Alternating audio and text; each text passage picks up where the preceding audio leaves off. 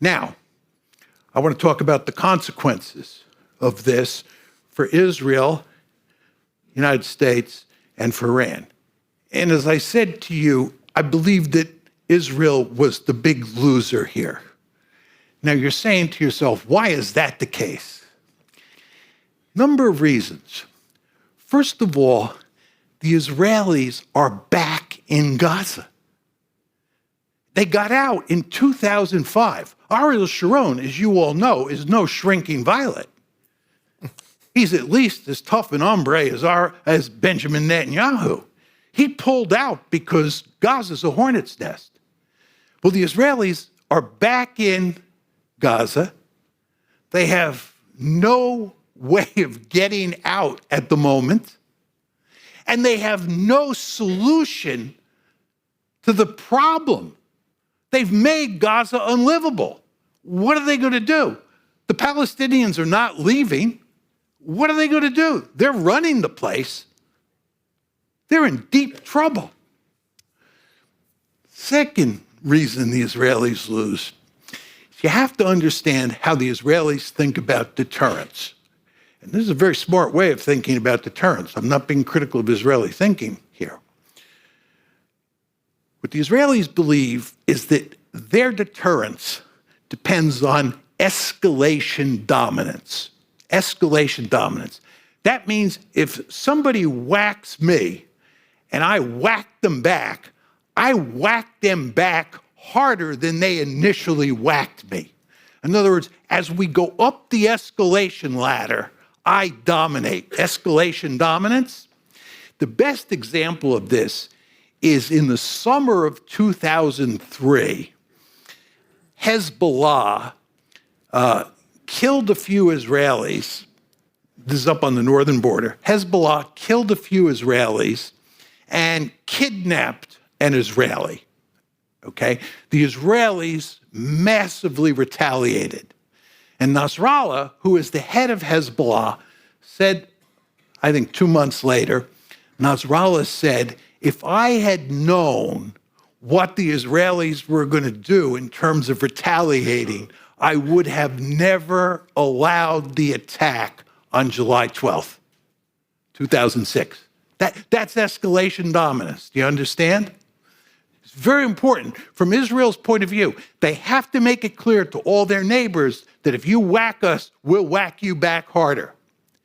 It's now very clear the Israelis no longer have escalation dominance vis-a-vis Iran or vis-a-vis Hezbollah.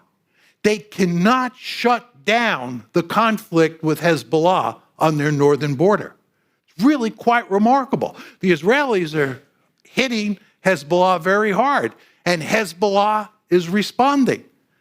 Hezbollah has 150,000 rockets and missiles, and those numbers will only grow with the passage of time.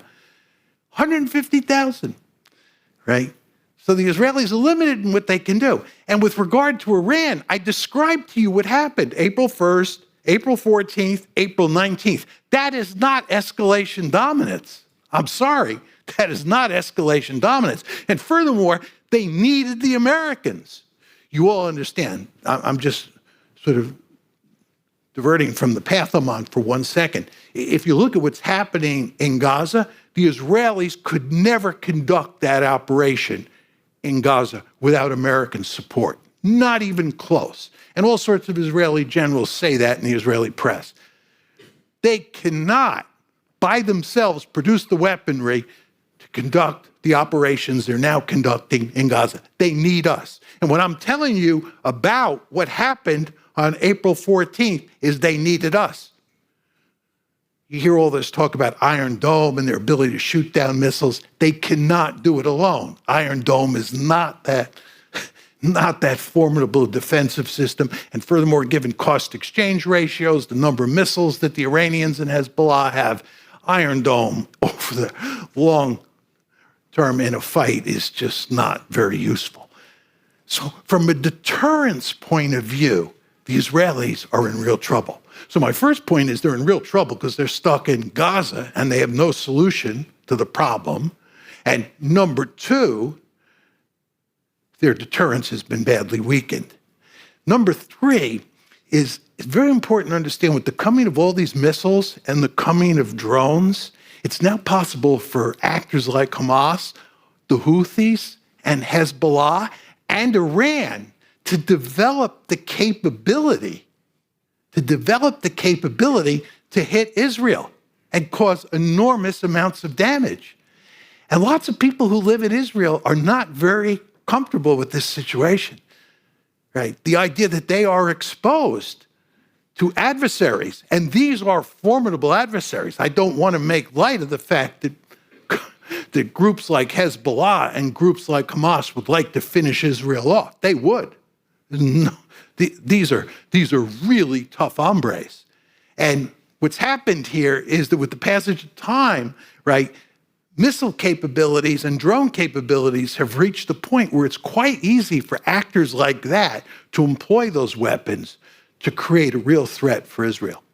The fourth way in which Israel is in trouble is that it has effectively become a pariah state in ways that it never was in the past. If you look at what's happening in the United States and all across the world on university campuses and college campuses, this is just evidence, whether you think what's going on is right or wrong, that Israel's reputation has been badly tarnished. Just if you think about the fact that South Africa took Israel before the International Court of Justice, and the International Court of Justice found not that Israel is committing genocide. They didn't find that. That is yet to be determined. But what the International Court of Justice did find is that there is sufficient evidence, there's enough evidence to think that Israel might be committing genocide. And if you look at polls inside the United States, it's truly remarkable how many people, especially Democrats, believe that Israel is engaged in genocide. There's a recent poll that shows that 56% of all Democrats think that Israel is committing genocide. Think about that. 56% of Americans polled think that Israel is committing genocide. There's another poll that talks about Biden voters, that shows that 57% think Israel is committing genocide. 27% are not sure. 57% think Israel is committing genocide. 27% are not sure. And then 15% do not believe Israel is committing genocide. This is quite remarkable. When I think about how I thought about Israel, and virtually everybody I knew thought about Israel when I was a young boy and I was a young man, and how virtually everybody I know now thinks about Israel, a fundamental transformation has taken place. It's really quite remarkable. And the idea that the Jewish state is being accused of genocide is really quite remarkable. This is a sign of big trouble. And the use of the apartheid label is used increasingly. And this is not going to change because the situation in Gaza is not going to get any better. That was one of the points I'm trying to get through to you.